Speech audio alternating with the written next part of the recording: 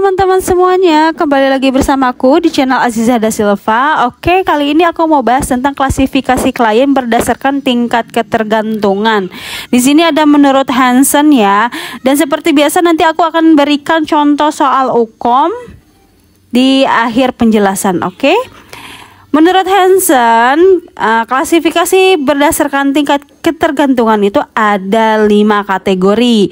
Yang pertama itu ada self care, yang mana self care ini biasanya membutuhkan waktu 1-2 jam dengan waktu rata-rata efektif 1,5 jam per 24 jamnya. Dan yang kategori kedua itu ada minimal care, biasanya membutuhkan 3-4 jam dengan waktu rata-rata efektif 3,5 jam per 24 jamnya. Jadi agak lebih lama lagi ya dari self care.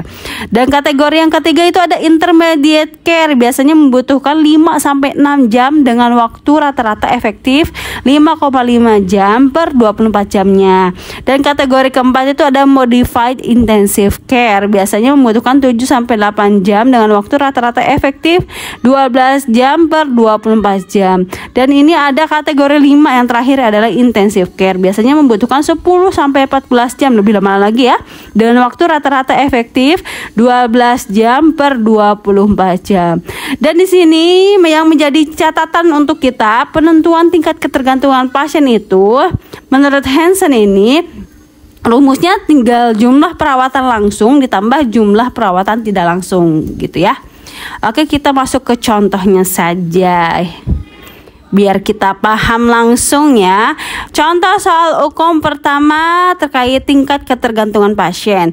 Seorang pasien dirawat di RS dengan fraktur femur. Pasien mendapatkan perawatan langsung selama 6 jam dan perawatan tidak langsung 60 menit. Apakah tingkat ketergantungan perawatan klien tersebut? A. Self care, B. Minimal care, C. Intermediate care, D. Modified intensive care, E. Intensive care. Nah, kita harus fokus ke pengkajiannya ya yang di soal ini. Di sini pasien mendapatkan perawatan langsungnya 6 jam dan perawatan tidak langsung 60 menit. Nah, kita tambahkan saja karena tadi kan rumusnya menurut Hansen apa? Jumlah perawatan langsung ditambah jumlah perawatan tidak langsung. Dan di sini jumlah perawatan langsungnya kan 6 jam dan perawatan tidak langsungnya 60 menit. Jadi total berarti 6 jam 60 menit ya. Ya termasuk 7 jam lah ya. Jadi kalau misalkan 7 jam itu termasuk kategori mana? Kita lihat deh. Kalau 7 jam itu termasuk modified intensive care ya, karena dia membutuhkan 7-8 jam dengan waktu rata-ratanya yang efektif itu 12 jam per 24 jam. Jadi dia termasuk kategori 4 ya, modified intensive care, karena dia membutuhkan 7 jam tingkat ketergantungan perawatannya.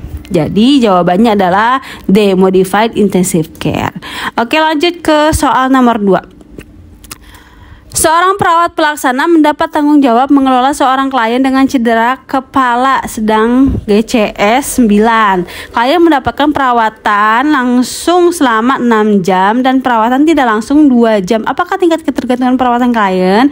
Self care, minimal care, intermediate care, modified intensive care, atau intensive care? Gampang banget ya. Di sini udah ada di pengkajiannya itu ada perawatan langsungnya 6 jam dan perawatan tidak langsung 2 jam, tinggal tambah aja 6 tambah 2 kan 8 jam. Nah, kalau 8 jam itu termasuk kategori mana nih?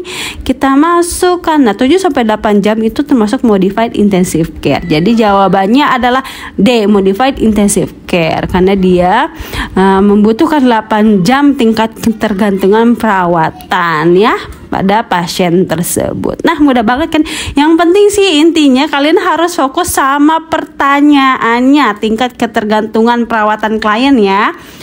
Dan kalian juga harus teliti banget sama pengkajian yang didapat, baik perawatan langsungnya ataupun perawatan tidak langsungnya gitu ya. Tinggal dijumlahkan saja.